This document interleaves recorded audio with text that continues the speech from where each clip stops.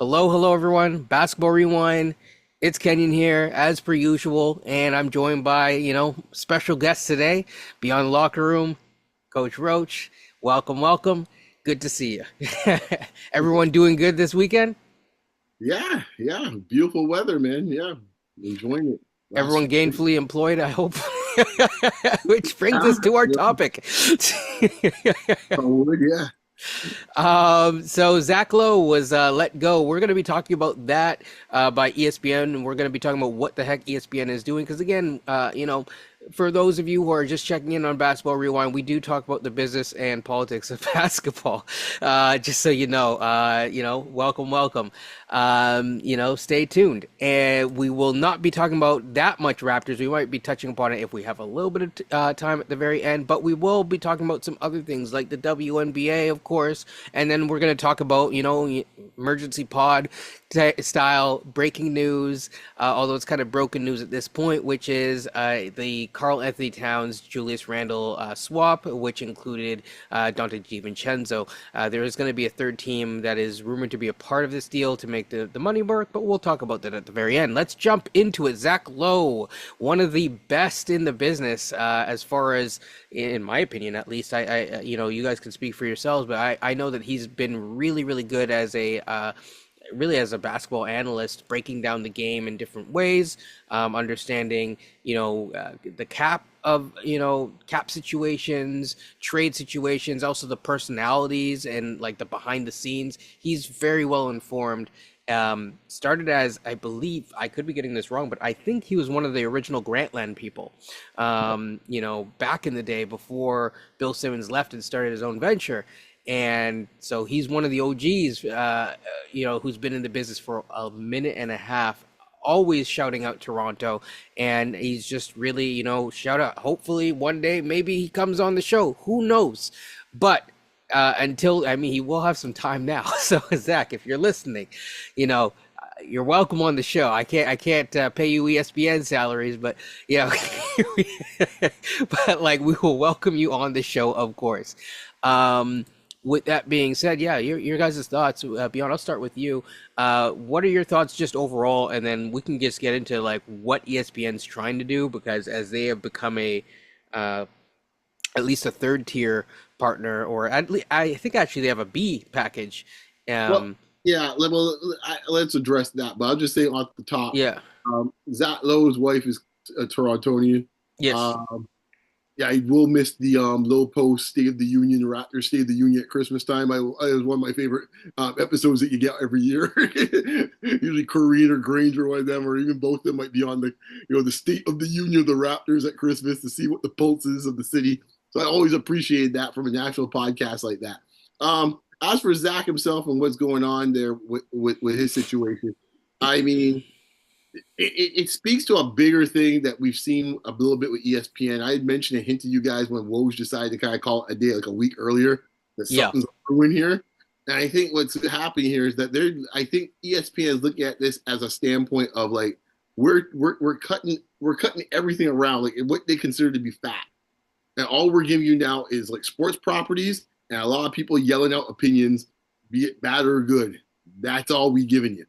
We're not Yeah. giving the part of ESPN that was the end that was referring, entertainment, sports, and news. I believe is what is that news part is gone. Okay, it's now the E and the SP. There is no N in this case here for the news part. Yeah. Um, that's pretty much called a day. I think they are moving into wherever can make them money at this point. Because like, let's face it, we've talked about this before. When it comes to the deals, cable is pretty much a husk of itself. And somebody check, ESPN's on there as well too on cable. And even though it might be the most viable channel on cable, it's the old classic saying, old biblical saying, "In the land of the blind, the white man's king." It ain't no one doing great. They have to be doing a little bit better than everybody else, but it's not like they're out here, throwing out $100 bills to everybody. That's not the case there either. So Disney's trying to find every way to make this at least a break even property. That said, though, you have to ask yourself from the standpoint of what they're doing with their NBA coverage.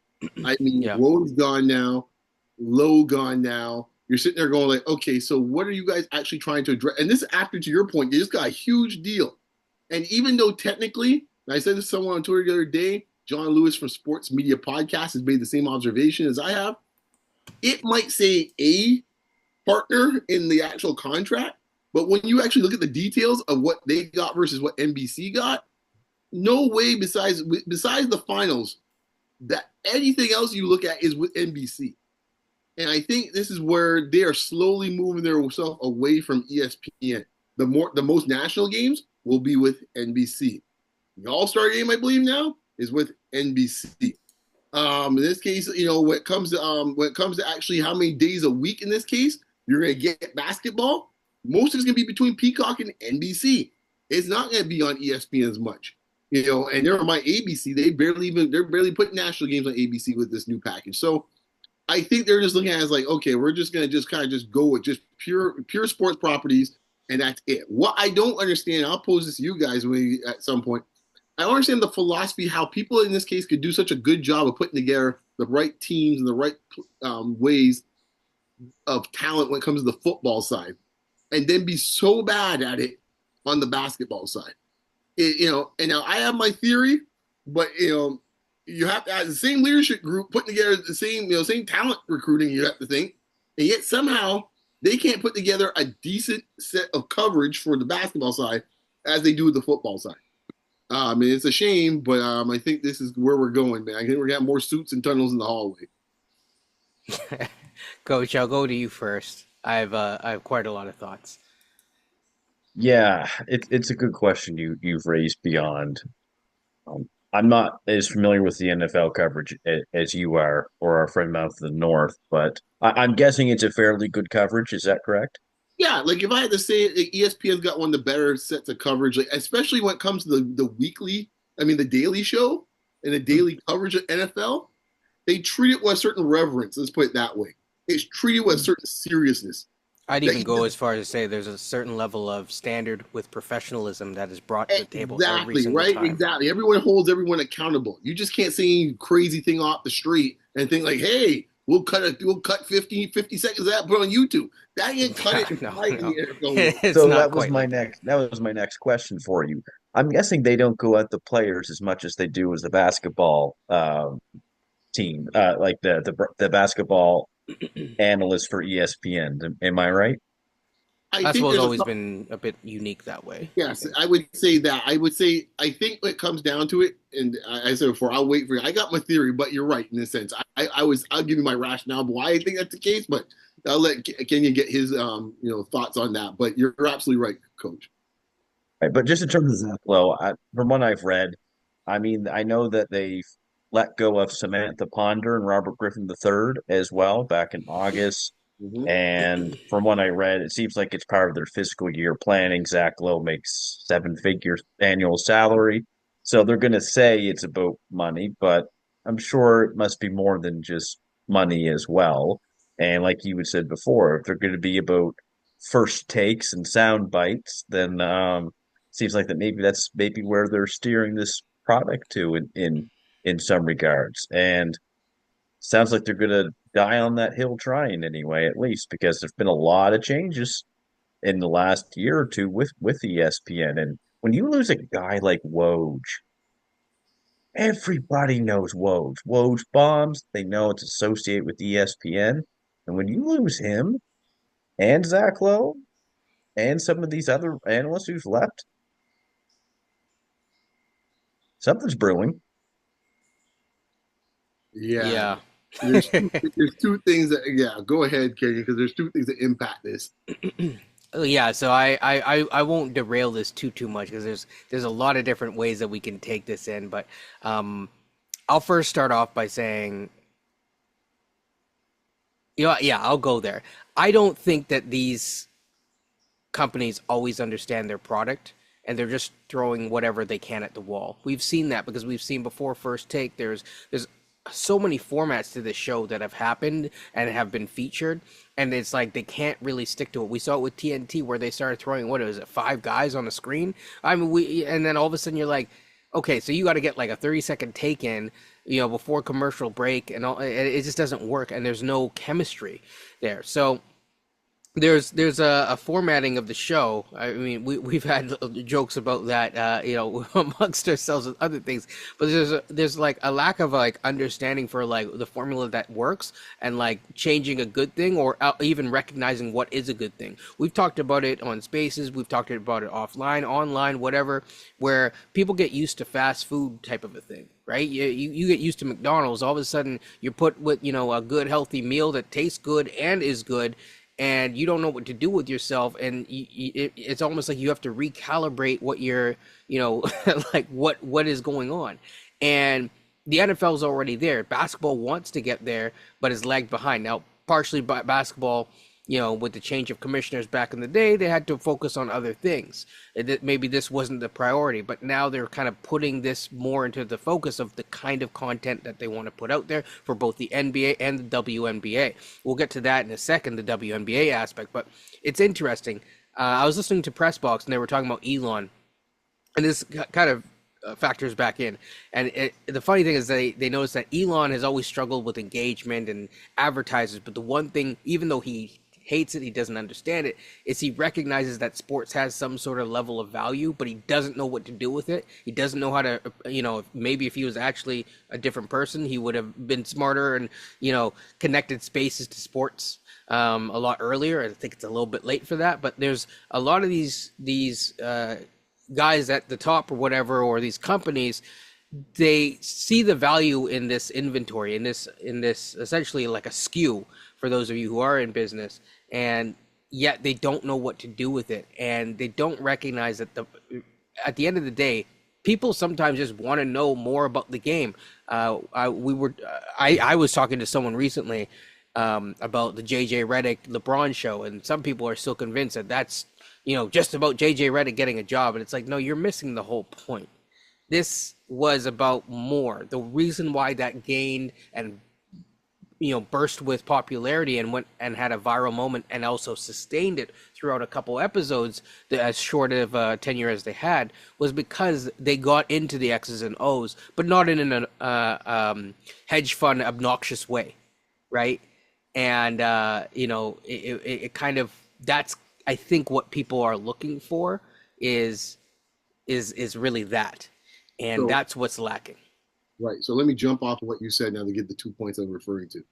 And I was holding back. I wanted to make sure that Coach got his say in this case. But to Coach, your point, to get more specific with the NFL coverage, what Kenyon just said is exactly what you get in the NFL coverage.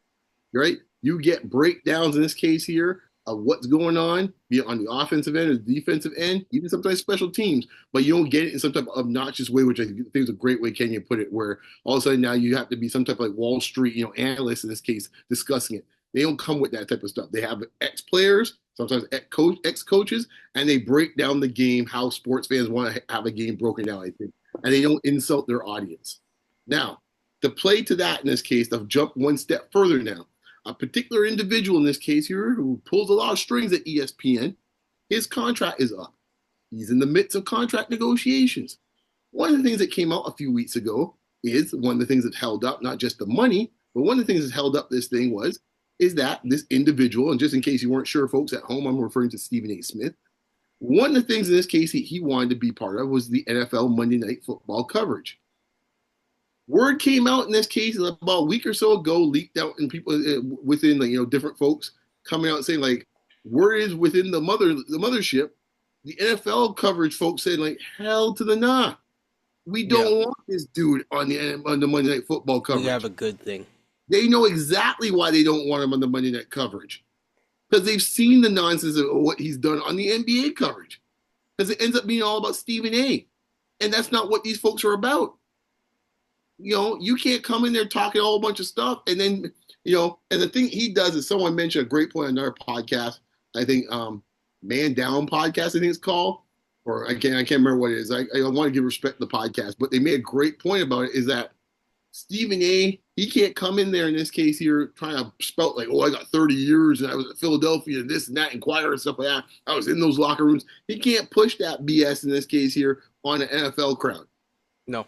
Yeah, way without the NBA crowd, even though he still talks nonsense in this case when it comes to basketball analysis, but he always has that to rely on because he does have sources from the NBA.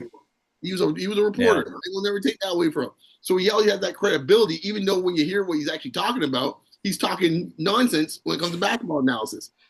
But he always has that type of just a grain of respectability because what he used to do back as a ink stain wretch. So I have a question for you. Mhm. Do you think that when people get away from their roots, and the roots that I'm talking about is they're journalists, right? First, Yep. before they become the big shots, before they become the color commentary, for the most part, not always, but Mhm. when you get away from that, because Zach Lowe still wrote, Right. do But you depends. think that that's part of the problem? Well, this goes back to discussion. We'll get the WNBA in a second, but if you recall one of the discussions about the WNBA early in the season, and I think it was going viral in this case when Stephen A. Smith was telling Andrea Carter about how she could market herself. Remember, in this case here, Yeah. Mhm. when you're thinking that's what you're about to become a star, Andrea Carter is looking to become the best analyst she could be. She's not Yes. worried about being a star. Neither Yep. is Zach Lowe. But if that's what you're about, This is what you people don't understand. It's like the you have a different WNBA is not trying to have a viral moment right. and then like hold on to that because to be honest, those are not sustainable most of the No, time. right. I That's mean, you know, that's there's right. there's people that do viral moments all the time Right. recently, you know, and it's like, you know, you try to capture, I got to have like a 5 podcast and a thing and like some merch, and then you burn out in a year and that's it.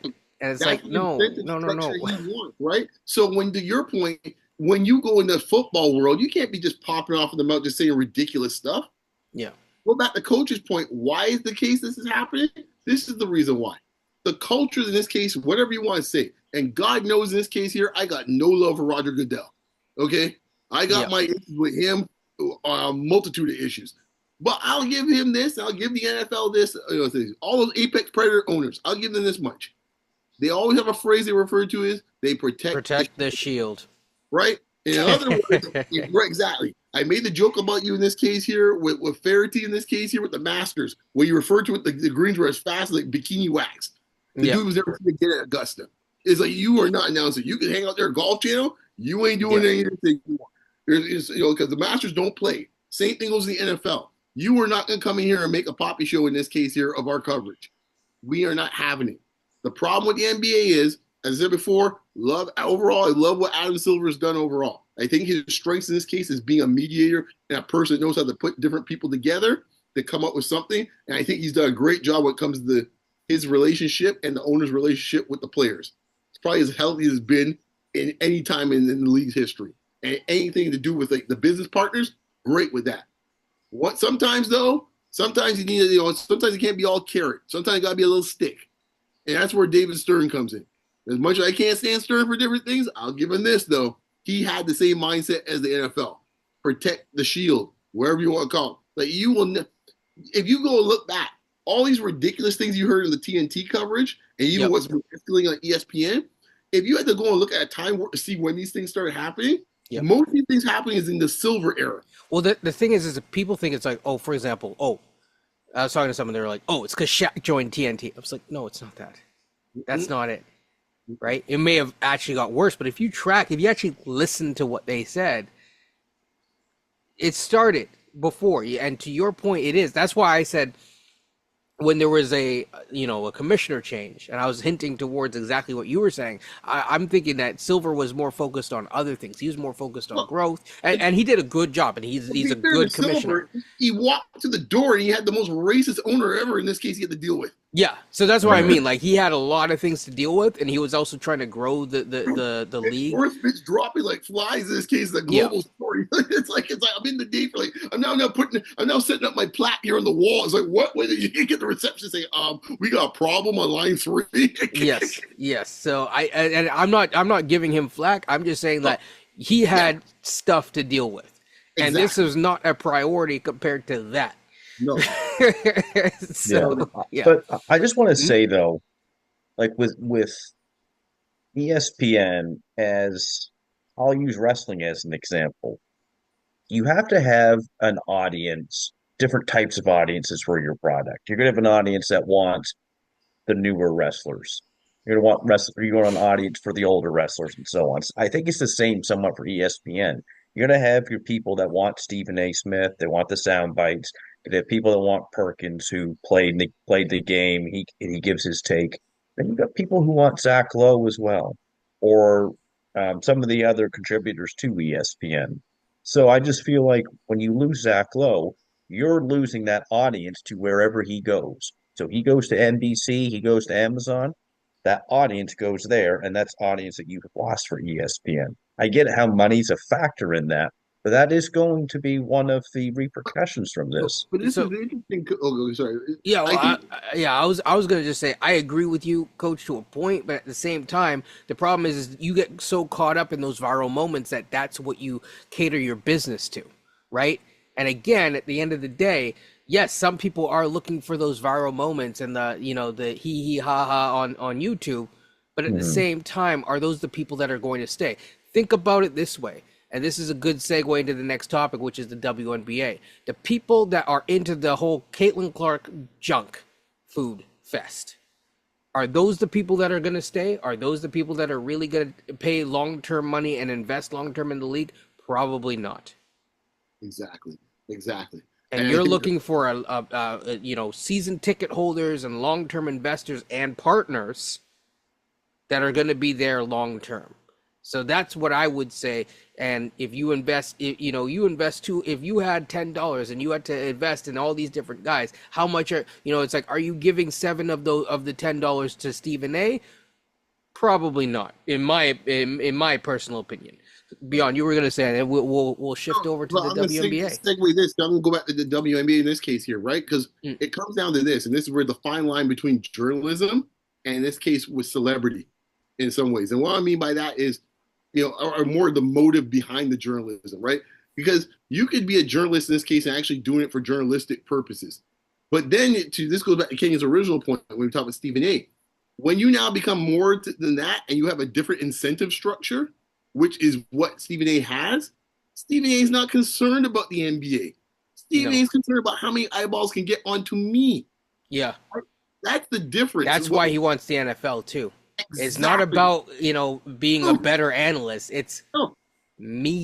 me. The biggest show on TV, and he's not on it, and he wants to be as big time as possible, and he wants He to be thinks he's bigger than ESPN, basically. pretty much in this case. And here's the not necessarily, not necessarily. Well, he's about that way because at some point it's like basically this That's a dude's bunch doing of every bluster dang or something. show. I think it's a bunch of bluster or something. That's the reason why he has his own podcast, because Yeah, that's the backup plan. that's Because he's true. fooled by that. But the thing is, this is the incentive structure part. You gotta ask yourself behind closed doors. So I'll switch to the WNBA.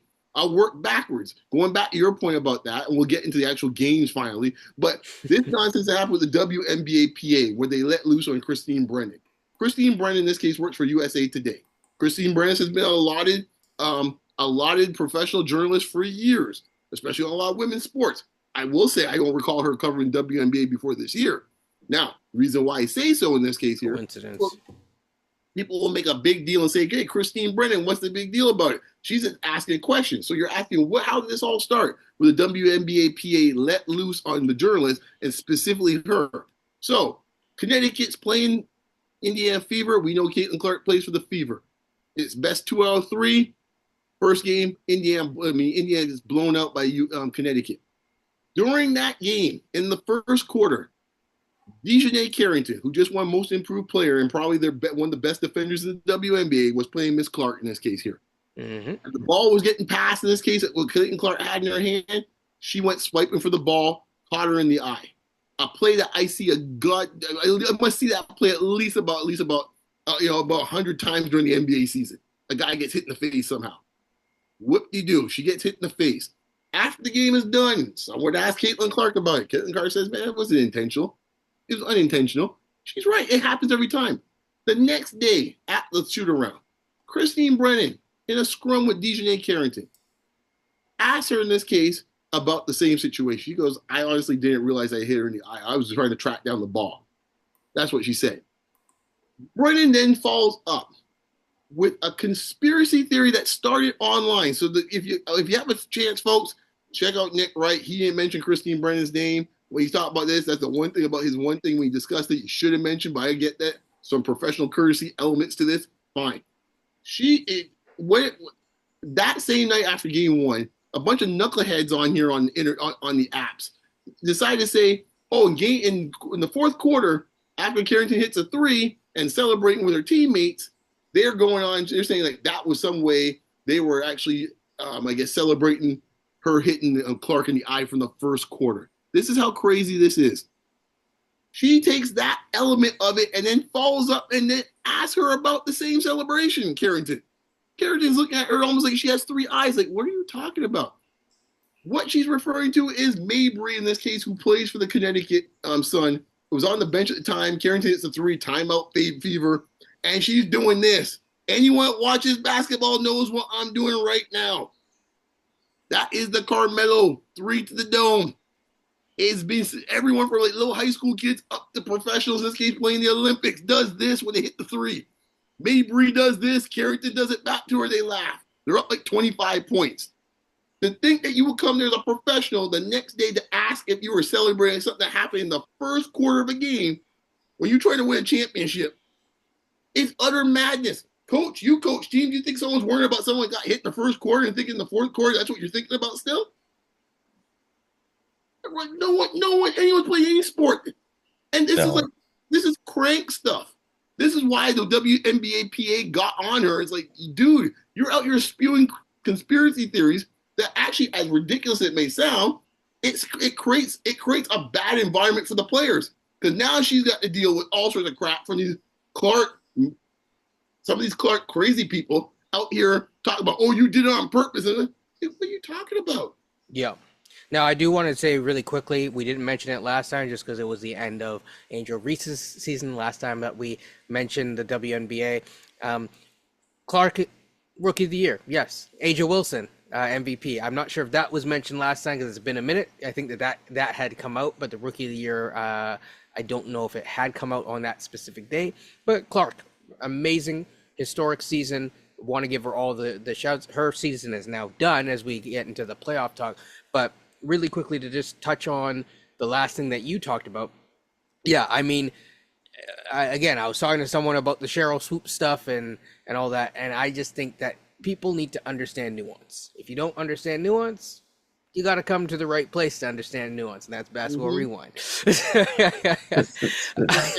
the quote Nick writes, all money's not good money. No, it's not. This and this is why it's such a perfect segue from the last discussion where we're talking about having fast food versus having a good meal with some vegetables, having a couple things. Maybe you go for a walk after, work off those calories. Some of this is good. Variety is good in life. Listening is good in life. Watching and reading are all good in life. Reading, yes, a talent, a lost it is. art. It is. Reading. Yeah, those AI generated articles are scary for me. Yeah, exactly. For that reason. You don't do enough reading in this society. One last thing on the awards: DPOI, Nafisa Collier. She's been a beast in the playoffs so far. And Coach of the Year, her coach in this case, Cheryl Reeve. Oh yeah, yes. Champion coach in this case. It just won the gold medal, by the way. So, but just to cap off that, I think that the issue is this: there's a lot of things happening in the WNBA, right? There's a lot. Clark is having a phenomenal season or had a phenomenal season. We need to talk about that. But we also need to give shine to the other things that are happening because it is the WNBA. It is not the Clark show. When Michael Jordan came into the league, it was the NBA still, right? Yeah. You watch the Bulls, you watch Michael, but it's still the NBA. I don't know what to tell you. Right. You can imagine in this case here, Dikembe Mutombo wins a Defensive Player of the Year and say, what about Michael? No. Yeah. That's literally what we're getting these days. It's like madness that we're talking about, man. Critical thinking, people. Critical thinking. Let me ask you guys something because I know you're following this a little bit more than I would. I'm just kind of wondering too if this had the same effect with Magic and Bird and Jordan to a degree. With Clark fame, we'll just call it that way.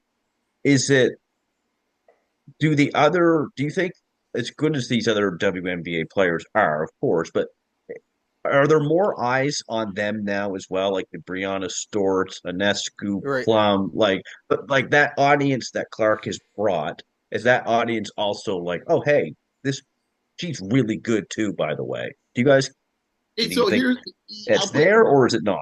No, it's there. Yeah. And what I would say is this has kind of been kind of a brewing thing, and as well too. I guess I want to kind of throw this under, kind of not mention this. A lot of players, just on a side note, to kind of mention the Clark thing, because it's not just about the media.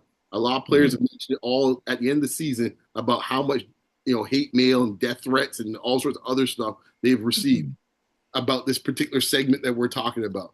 Now, as far as what you're talking about, there's a confluence of events that have happened at the same time, and I think there's been battle about, well, who gets the credit for it? Really, when it's all said and done, who cares who gets the credit for it? It really doesn't matter. You're right. People watch it. Now, to your point, she brought a lot of people to the party. And all of them are great. We got a lot of rowdy folks here down coming, bringing their own liquor and acting a fool in the party, right? Yeah. But too much hard liquor. Right, we got to talk about and keep the party going. But yeah, but we got that bunch, a little bit of that bunch, and we got other people that wanted to come and say, "Hey, it's a cool party, the house party, cool, come and join it." You also had some folks in this case here that come to the house party beforehand and heard about through different people on the side and stuff like that about this house party beforehand, and they started coming as well too. So that also is happening at the same time because the ratings were kind of creeping up last year. They had sellouts this year. Vegas had become the first team, I think a second team, Seattle or something, had become selling out for the whole year prior to Caitlin Clark. So things were happening. She lit it on fire. With the knock in this case, you use a Fast and Furious term. She and the rookies, and it took off. So it was. I think someone made a great point about it. I think it was Sports Media Podcast that did a review of the year, and some guy couldn't understand, back to Kenya's point about critical thinking, couldn't understand what the guy was saying in his article. And I responded saying, like, essentially what he's saying is the soil was prepared properly in this case here for the seeds to grow. That's what he's trying to say. So if we have the blocks ready to go, we put the fertilizer Someone had to put the tinder on so that you could light a match. Exactly. Whatever analogy you want to put, and it was off into the races. So that's where I think, like, and this idea, some of these folks in this case are definitely think they're the heroes in their own story, that if they leave with their money, all of a sudden the WNBA is going to shrivel up like a prune. But here's the thing. Caitlin Clark understands this. So it's not like, I just want to be clear. She's not the problem. As an individual is not the problem. No. It's the hooligans that come, that there's people that shouldn't be here. So exactly. Here's the thing I would say when it comes to her, and I would put this also with the commissioner and the executive. Yeah, yes. Because you have to have a commissioner that it nips this stuff in the butt. Right. So and they got caught with their pants down. They were not ready for this, but you have to be ready for this. That's what it comes down to. What you have to be David Stern, basically. Exactly, especially and that's exactly the case, right? Stern was for a certain time. Yeah. Stern knew in this case the racial dynamics with his colleague versus. And if I'm not mistaken, when was Stern around? Bird Magic. Exactly. He knew the dynamics, and he always knew that could be a powder keg. So you always had to walk a fine line. You had to nip things in the bud where things could go wrong quickly. I think by the end of his tenure, it went too far. Where it's like, dude, calm it down a little bit. This is not 1979. Relax it a little bit. However, in this case here, to your point in the analogy, she has to be more. I'm talking about Kathy Engelbert, the commissioner, and that executive has to be a little bit more, active and stuff like that. Now, to be fair, I read an article a week ago. They had one marketing person in the entire building. So if we're talking about bare bones, a bare bones structure, and maybe that's the reason why in this case they're not really quick on the public relations tip. In this case here, they got like one person working in marketing. So that says everything. However, she has to be stronger. I think in this case, Clark over the year has found her voice more, because I think she let things slide too much in the first half of the season. Yes. Which is why Carrington went after her a little bit after that press conference scrum with Jim Trotter, when she just came out and said, like, kind of, that's my thing. I just come up and play basketball. I was like, nah, dude. Yeah. For all you guys out there that want to be all the Clayton Clark fan base in this case here, hey, Heavy is the one that wears the crown. You want to be the face of the league? These are the type of things you got to do. And these are the things that we talk about when it comes to even NBA stuff, is that, like, there's responsibilities, and this is a 24-hour, job. I'm sorry, but, like, that's what comes with it. And sometimes you have to at least make a statement where it's like, this ain't right, or this is wrong, or whatever. I mean, I just saw people talking about social justice, this and that, about this league. you best be getting going, my friend, because you're in the wrong town. In the other way. So, this is a great point, too. Sun Uptown. Yeah. And this league put their money where their mouth is in a lot of ways, especially when it comes to politics. And we know there's a certain element that does Yes, not like that, you know, from a political standpoint, because they literally flipped the entire Senate for that. So they don't care yes, for them much. So we got to remember that's lurking in the background of all this. it So I is. did put that as well, too. So Yeah. I don't, you know, Another that's day how on Basketball Rewind. Don't worry, folks. We will get to it one day. yeah, One as day. far as, let's talk about the playoffs for a quick Yeah. second before we move on. So, New York Liberty, they they went on. It's a best of 3 in the first round. I stated that last time, but just to repeat, that it goes best of 5, best of 5. So by the time we are here on Basketball Rewind next week, we will be probably in the finals or just being able to preview the finals. And I do want to say that the WNBA finals will be on YouTube, so you will be able to watch it. And this goes back to what we're saying is the growth of the game. One of the best ways to grow the game is to make it as accessible as possible. So, the New York Liberty beat the Atlanta Dream. The Aces beat the Storm. We definitely expected that, and I think that the Aces will end up beating the Liberty, but we will see. We will see. Like we get into a Kelsey Plum today, boy. Because they are done. Yeah, well, yeah, Spike Lee. Obviously, there is the Minnesota Lynx versus the Phoenix Mercury. They surpassed 2-0, and then of course the Connecticut Sun. Sorry, Clark fans, but she's out. She's done for the season. But she had a good season and learned a lot as a rookie, and as her body grows and everything, she'll get better. Her season was a historical season. Like I don't want to minimize that. It was unbelievable. No, like, absolutely. But it's done now. So just no, but some of them get a break now too. yes. I mean, her and Angel Reese in particular Yes. went from playing in the NCAA Final Four basically right to the WN. They had the draft and boom, they start the season, and then they had the whole conversation with Clark not being picked for the Olympics and stuff like that, and like she can get a break now. Like your body can only take so much. I know she's still a really young person, but they don't have a this, summer league, that's for sure. yeah, no, I mean this off season now for her and Angel Reese and all the newer NBA rookies come in. Now you could work on strength training. Now you're ready to be prepared for what is to come in the coming seasons. On a side note, guess who was opening up the kickoff today in Baltimore in this case of the football game? I wouldn't say Reese because her leg is. Oh. With her they had a Baltimore Ravens jersey for her, man. There you go. I thought she'd take it easy. Poor girl, man. So yeah, she was out there. So, but this is what this rookie class has done. It got into the spaces that they were never had before. Yeah. Right? You never see a WNBA player at a football NFL game. You don't get bigger than an NFL game, especially Bills Ravens. Yeah. Yeah, that's actually good. That's crazy. Yeah, actually. I think one of them was throwing out the opening pitch. I can't remember. So just a couple of days ago, someone was tossing out the opening pitch at one of the games. I can't remember who it was. Who it was in this case here. I can't remember if it was a Chicago game or a Dodgers game or something. So yeah, like they're getting spots, in other places to get the regular sports viewer or just common viewer altogether. So that's great news, man. But and this has been building though for a few years. Certainly for had a lot of NBA players at games sitting front, courtside, and then it just you hit this perfect storm of things. Now you get Spike Lee, going at Kelsey Plum during the game and stuff like that. I mean, those are some things that the casual fans, oh, that's the guy that goes to the Knicks game. He's been there for 30 plus years, and now he's at the New York Liberty game in Las Vegas. And that team, Las Vegas, Asia Wilson, yeah, she's pretty good. Or New York Liberty, Breonna Story, yeah, she's pretty good.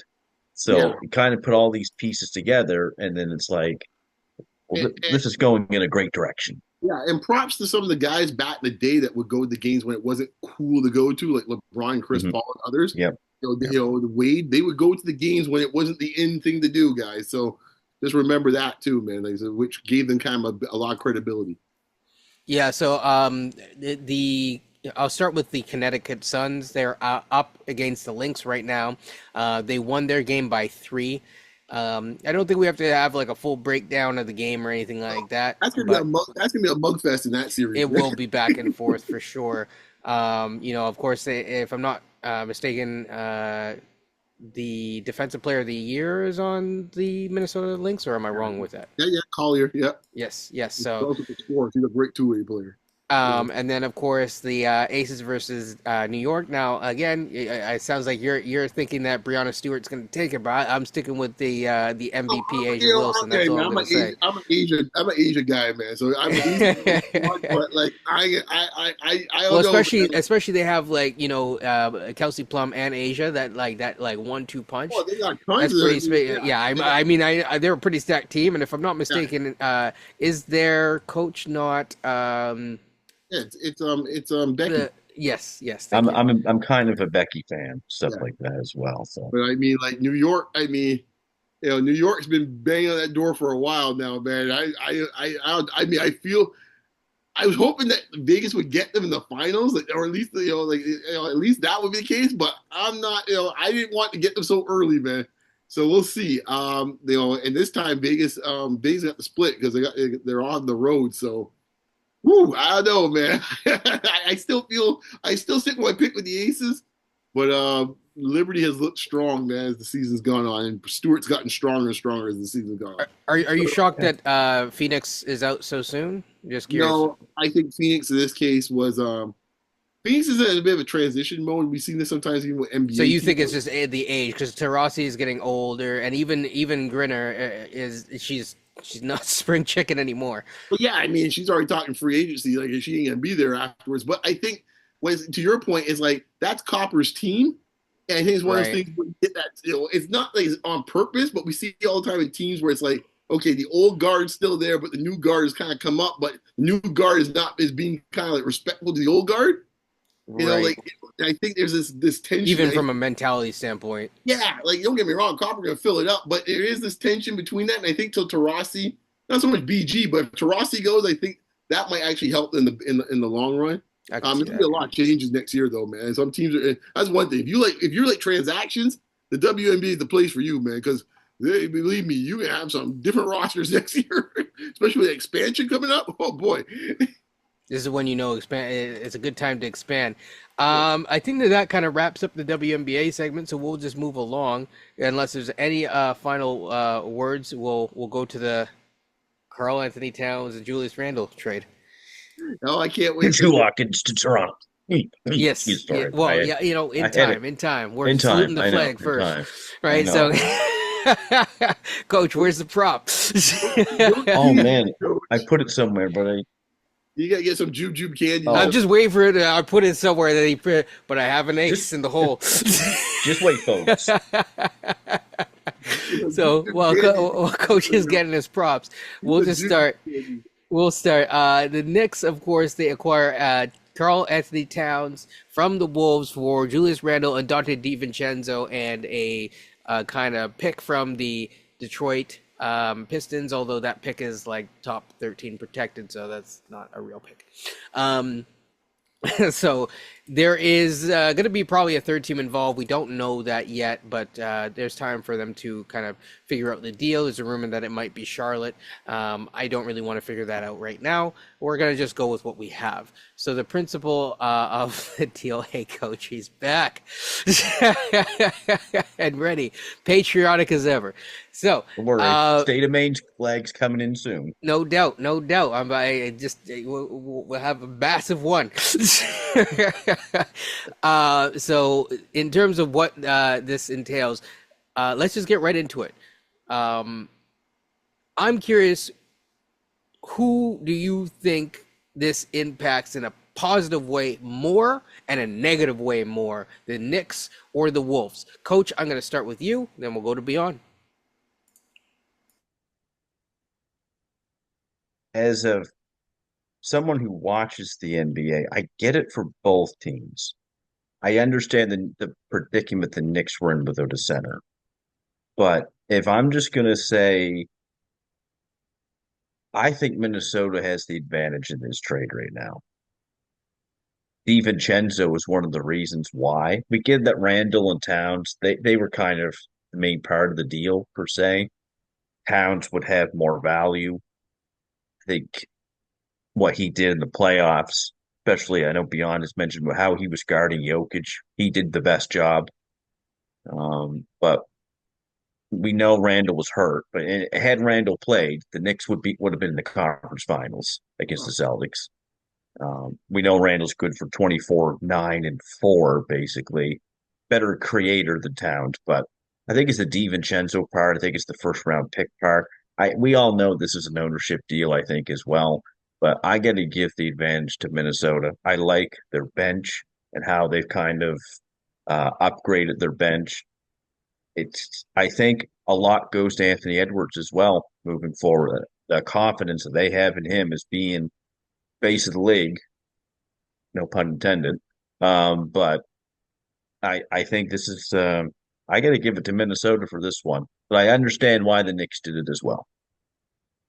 So I'm going to zag in a second about your last point about Anthony Edwards, because I actually think, not that it's quite the opposite, but I think that they still see somewhat of a timeline.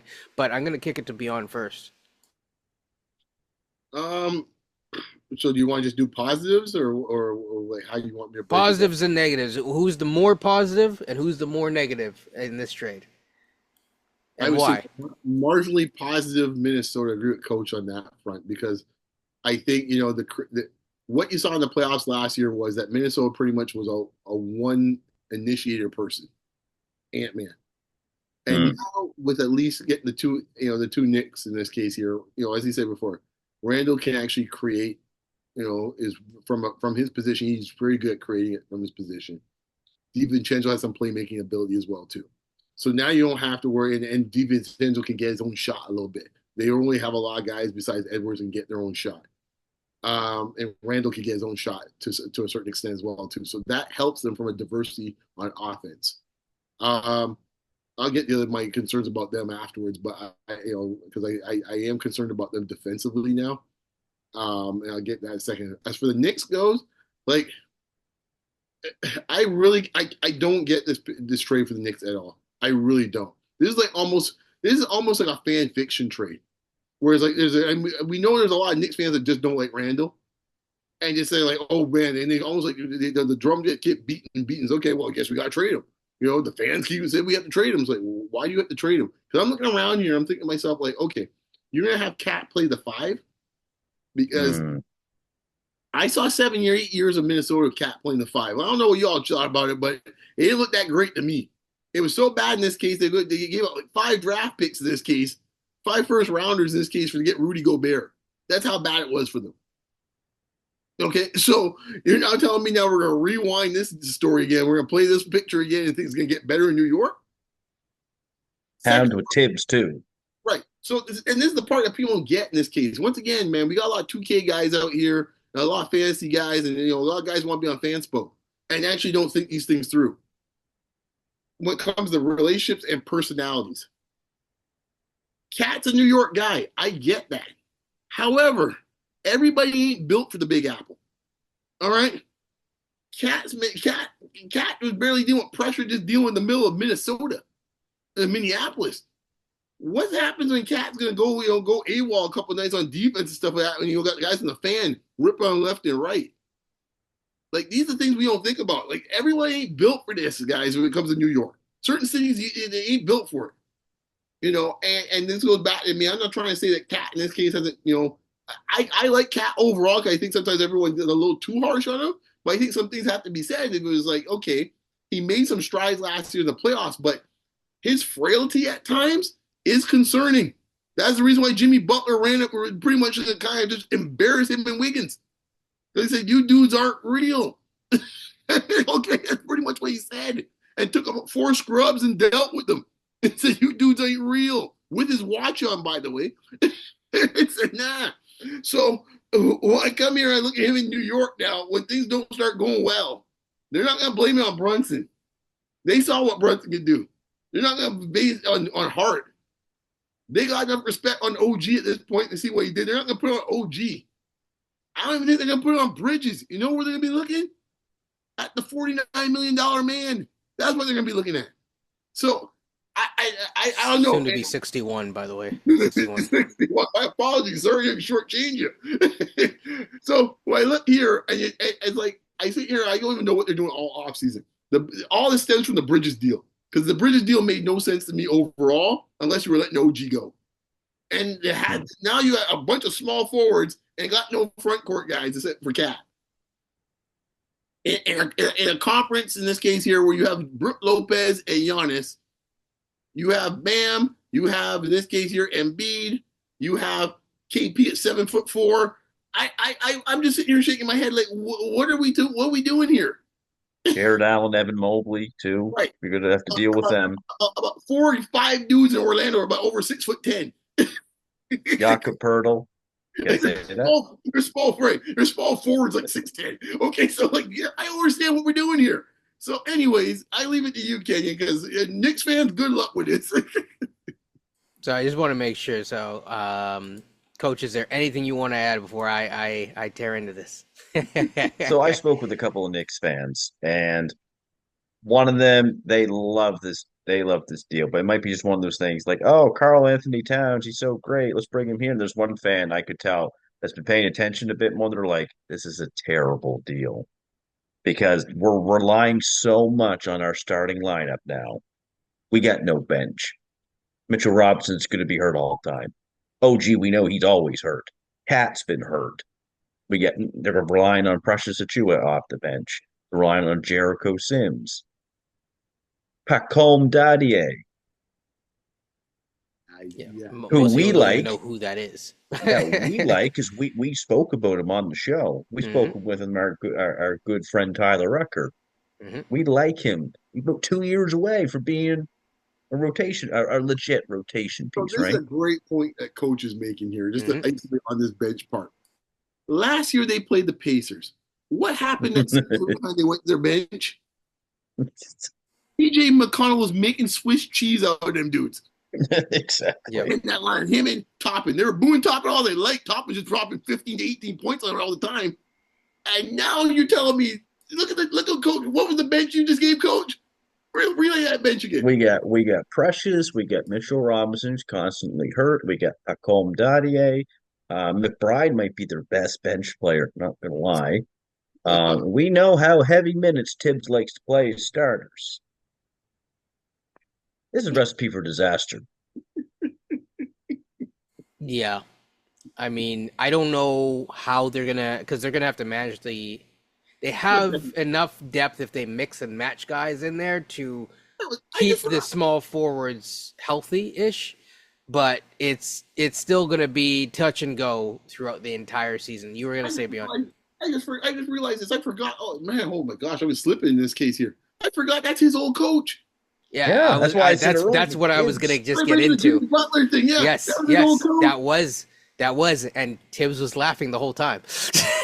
So what I was gonna say is, I don't know. The big question that I have, because Tibbs clearly probably signed off on this, is does Tibbs now have enough intel in his mind with his remaining hairline left that he feels that he can teach this guy or get enough buy-in from Cat to basically have some sort of semblance of defense? Because from a defensive standpoint, the Knicks are in trouble, especially with the injuries and the depth, without question. Now, I've said this before to you guys, but I'm just saying it here again. What they're banking on is, number one, health. And if that health of the perimeter defenders is good enough that they can hold on, because Mikal Bridges is a solid player. He's a solid player, but he's a solid player, right? He's not what OG is on defense, and OG isn't what he is on offense, right? If you could combine them into one player, you'd have a fairly good player, But right now, OG is now relegated to what, the fifth option at this point now. Okay, so $44 million fourth option. Yeah, shout out, man. Get your bag. Now, sorry. No, that's all good. Proud of the man. Go get paid. I agree with Kenny. I think he's the fifth option. He is the fifth option, right? He's not getting more shots than Cat. He's not getting more shots than Mikal. We already saw in the playoffs with Randle out. Someone like Hart and that Nova crew. That's their boys. This dude is on the outside looking in, right? So, I mean, and if they're going to give it to anyone, they're going to give it to the center because you keep the center fed. So, like, this is what I'm saying. So, at some point, like, The this is what I'll Raptors say. didn't even build around this dude. Now, I will say this, though.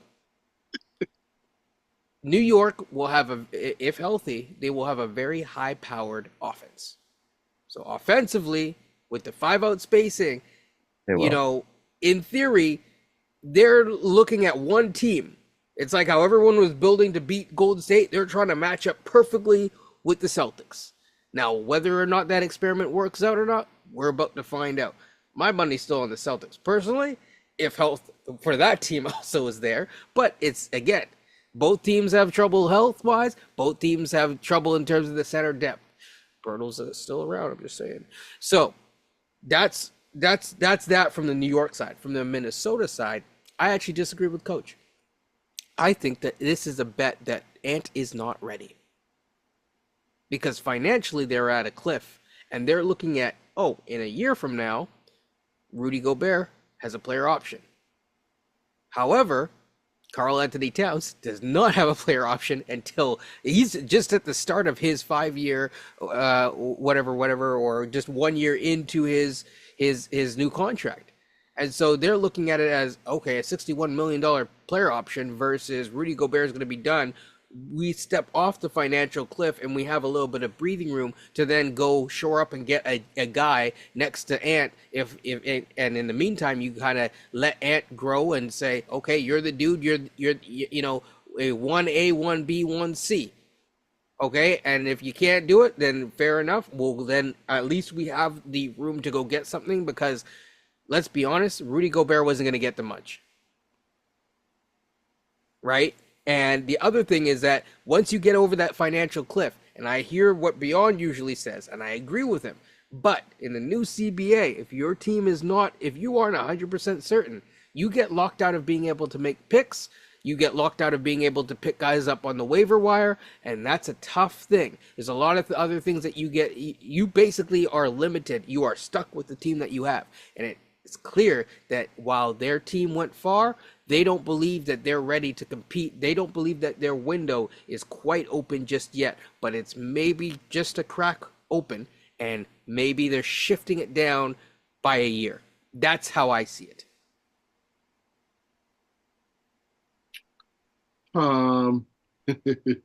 It's interesting.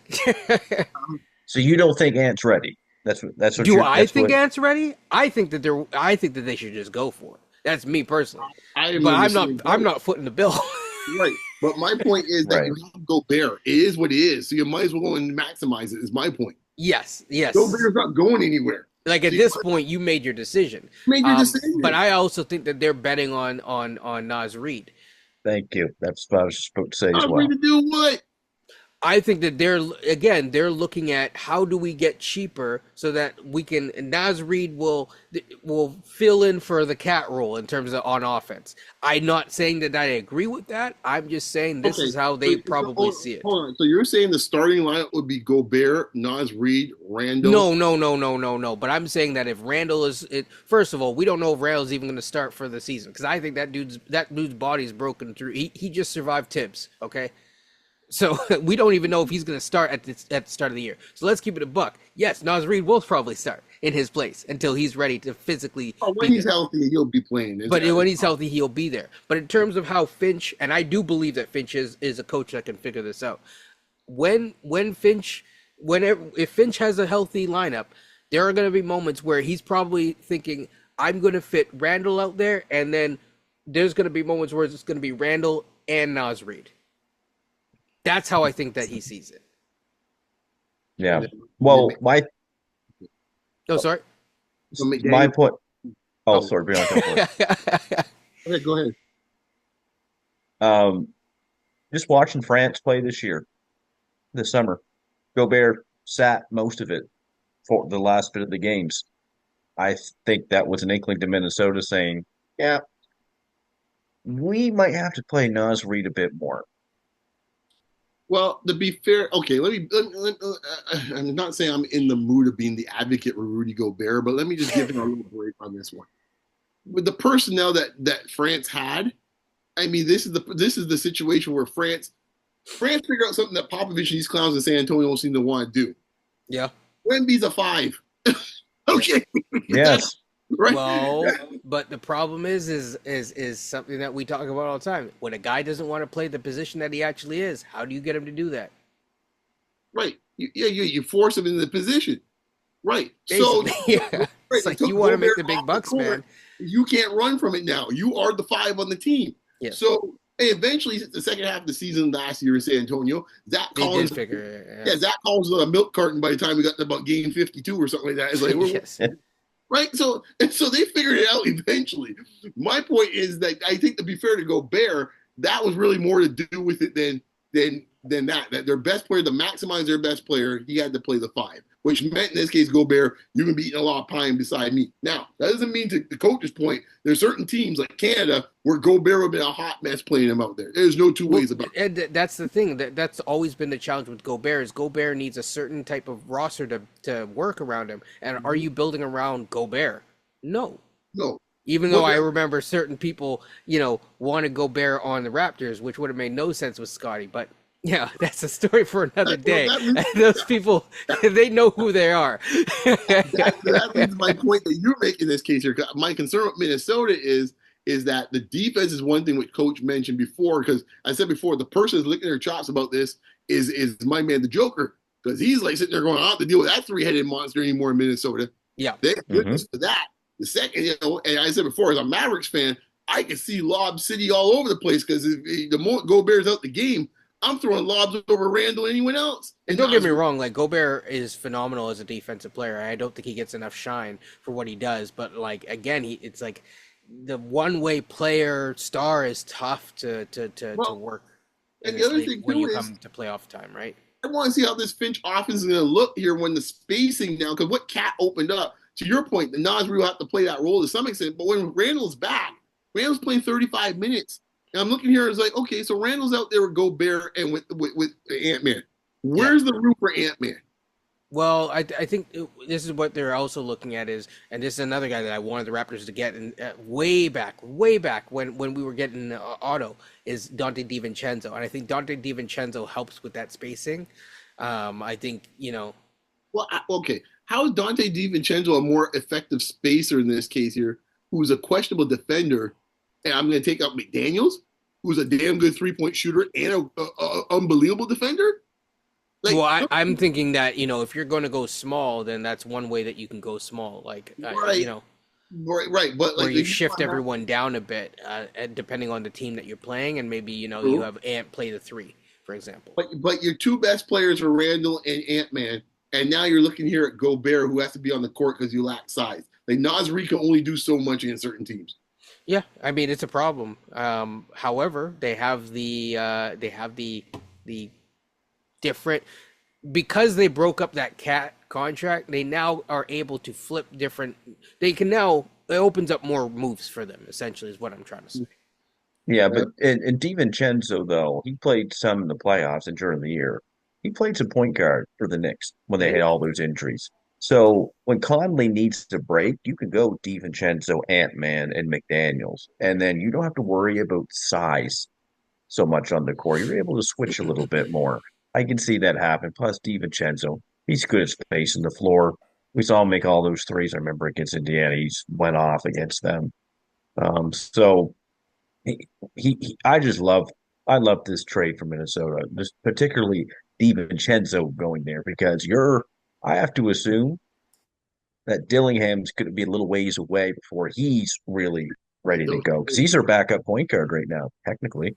Yeah. They get some young talent too. The Shannon kid, NAW, who we love. Miller, I think he's not glad to play this year. Yes, I think Miller will probably get some run this year.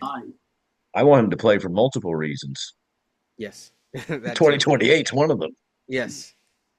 Oh boy! Flag again. For a different purpose. Coaches patriotic again. You want to go into Scotty? Raptor news? Yeah, exactly. Real too. Boy, that not really. What I will say though is, by the time this is posted, people, Presser's probably going to be there. If we miss it, enjoy it. We will. Popcorn's ready, man. Yeah, we will be covering in one way, shape, or form, whether it's with all three of us or just me or two of us or whatever. We will cover that on Basketball Rewind. So stay tuned, people. Stay tuned. Like, comment, and subscribe on your way out, and especially if you didn't on the way in. But I don't really want to talk about the Raptors because we have a presser tomorrow. So stay tuned. Probably going to be a fun presser. I don't know who's talking first. I don't know who's talking last. I know we have a couple injuries. Our bench just got a whole lot more interesting because we lost people already and they haven't even started. So there are a lot of things, but we will talk about that offline and then we will share it with you online sometime. So again, stay tuned on Basketball Rewind. Anything that you guys want to add? I'm going to keep saying Basketball Rewind, people, just so it's stuck in the ethos. Last thoughts by you guys. Unless you guys really want to talk. I'm sure there'll be spaces tomorrow for media day, so tune into the spaces. Yes, and whether it is that you want, to bring it full circle, depending on the type of basketball content that you want to be a part of, right? If you want that McDonald's, join specific spaces. If you want the good meal, you come to Basketball Rewind. I'll just say this, man. I'm looking forward to these first 20 games for the Raptors. I'll just leave it. Yes. And whether you're a Raptors fan, whether you're just an NBA fan, basketball first, you know what? People, enjoy it. Have fun. It's part of it. Life's too short. With that being said, peace, everyone. Take care.